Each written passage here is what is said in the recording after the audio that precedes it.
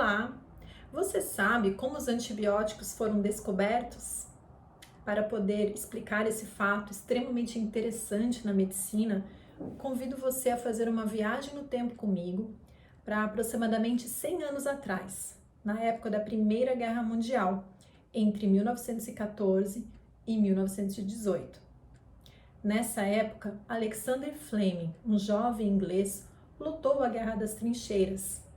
Fleming era médico e atendeu muitos soldados com ferimentos de guerra.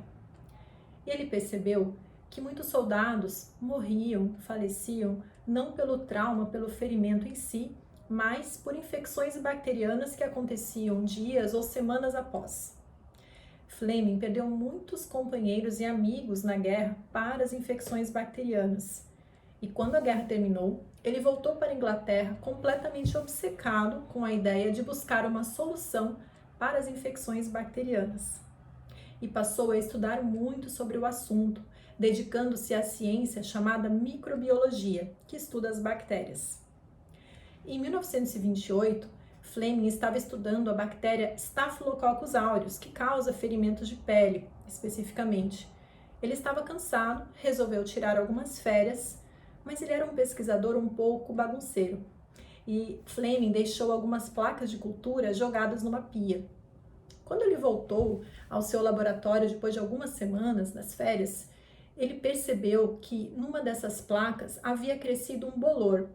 E em volta do bolor, as colônias de Staphylococcus aureus não haviam crescido. Muito intrigado, Fleming resolveu pesquisar melhor o que tinha dentro daquele bolor. E ele isolou um fungo chamado de Penicillium notatum e percebeu que esse fungo secretava uma substância capaz de inibir o crescimento das bactérias. O nome dessa substância? Penicilina.